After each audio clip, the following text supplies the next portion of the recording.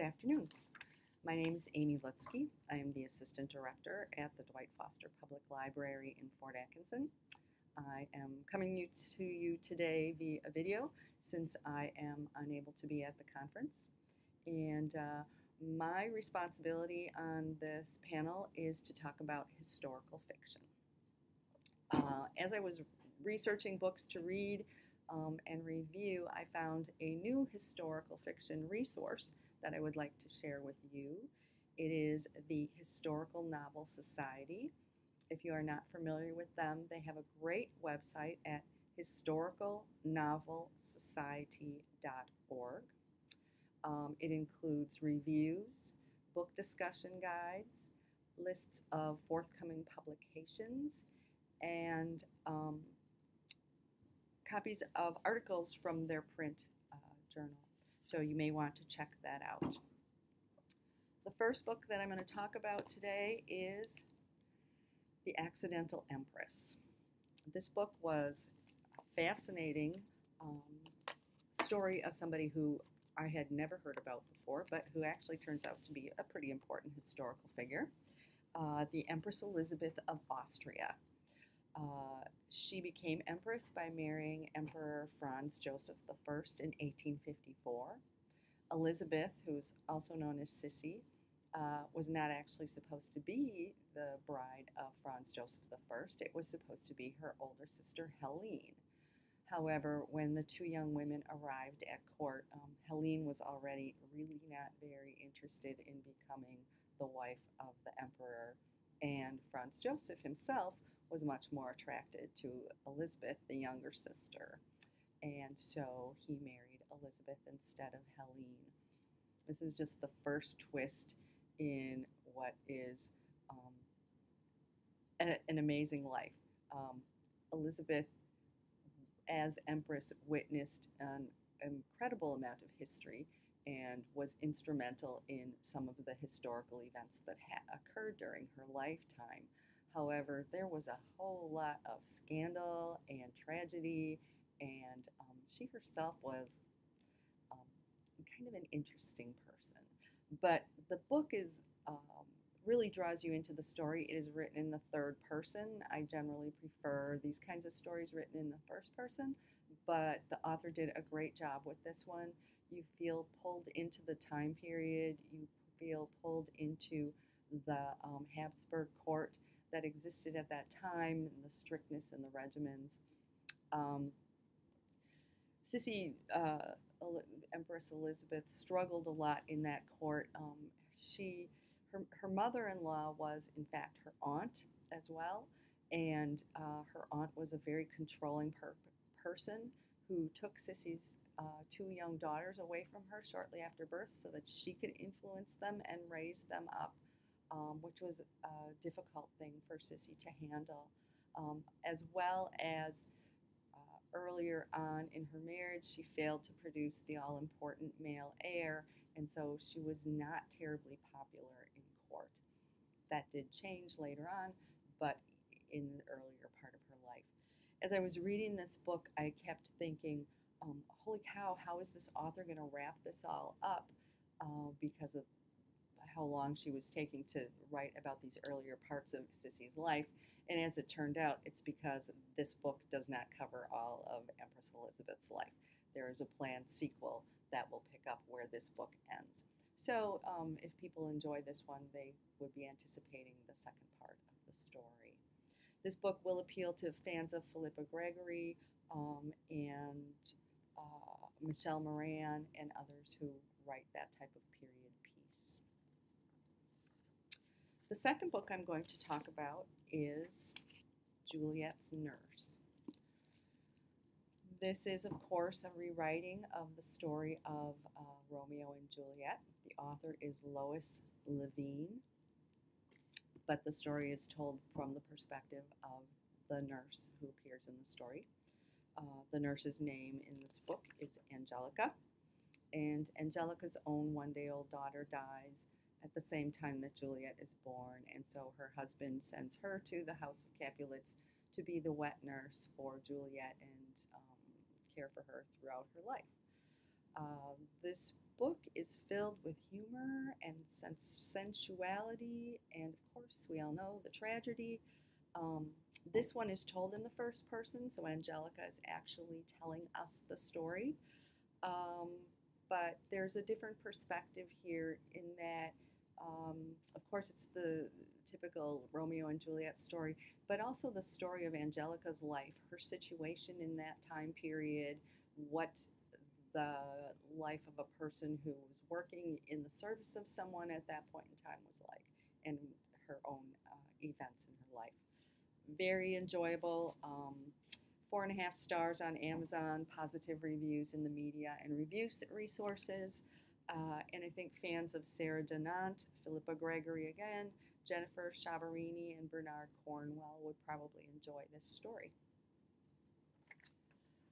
The next book I'm going to talk about is Driving the King. We're going to move forward quite a bit in time here.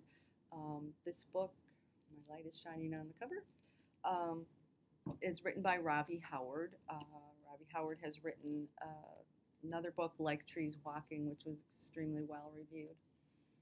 This book is narrated by Mr. Nat Weary, who is a fictional character. I had to do a little work to nail down that, yes, he was not really Nat King Cole's driver. He is a World War II vet, a childhood friend of Nat King Cole. Upon return from World War II, or upon return from the war, Mr. Weary defends Nat King Cole at a concert against an assault, for which he receives 10 years in prison of hard labor. When he gets out of prison, he moves to California to meet up again with Nat King Cole, who hires him to be his driver. And so the rest of the story is a period of time through the eyes of these two black men at an important point in history in the 50s, and demonstrates that even somebody who is wealthy and popular and sought after was struggling in a racist society at that point in time, to be able to move among people as just a person himself.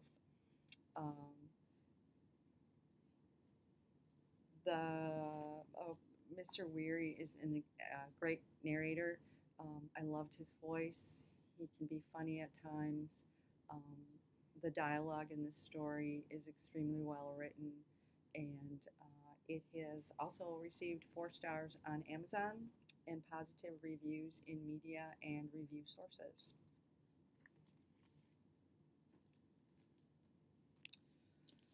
The 4th book is She Weeps Each Time You're Born by Quan Berry. Her name is actually Amy Quan Berry, and she's currently a professor at UW-Madison in the literature department. She's previously been known for her poetry, and this is her first novel.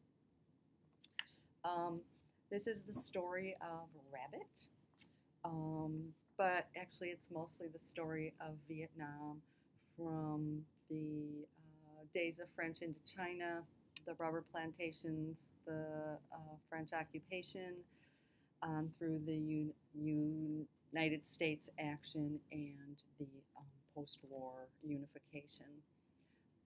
This story is really good. I really enjoyed it, but it's definitely harder than the other books. There's a lot of magical realism in this story. Rabbit is born and is able to communicate with the dead, which is how we get these different pieces of history as people come back to her and tell her what has happened or what their story was. And so it's also one of those books that's jumping back and forth in time. So it takes more work to get through this, but I think it is worthwhile. And I'm just going to read you a brief excerpt from She Weeps Each Time You Are Born. On this we do not agree. Some of us say she was made manifest in a muddy ditch on the way to the pineapple plantation. Others say it happened hunkered down in a piggery, the little ones with their wet snouts full of wonder at the strange bristleless being wiggling among them for milk. Either way, we bow to you. Believe us when we say life is a wheel. There was no beginning, there is no end. But we will tell you the story as she believes it occurred under the full rabbit moon, 6 feet below ground in a wooden box. Her mother's hands cold as ice. Overhead, the bats of good fortune flitting through the dark.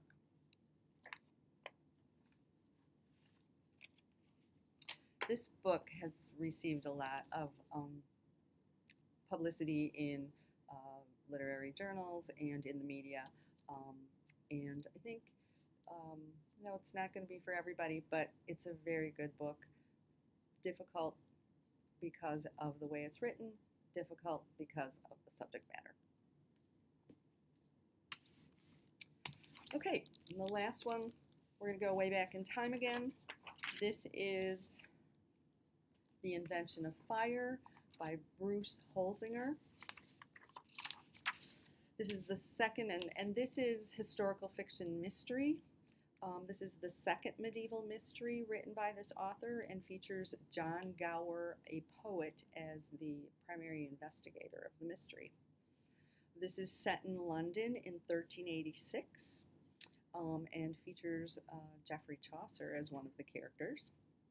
The story begins with a mass murder that Gower investigates.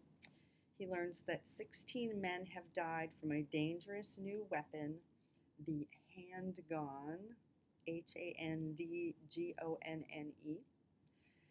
As this novel begins the story of Western gun violence. John Gower is a great narrator. He's a likable investigator, I guess you could call him. And the story itself is a gift in the writing. It's just beautiful, and you will be drawn into the story very quickly. I believe that this title would be appreciated by fans of Umberto Eco, Diana Gabaldon, and Deborah Harkness. This is the second book, this author's first historical fiction mystery featuring Mr. Gower is A Burnable Book, and I did not read that one, but it was very well reviewed and people enjoyed the setting and the characters in that one as well. So those are the books that I have to tell you about today. Have a great rest of your conference.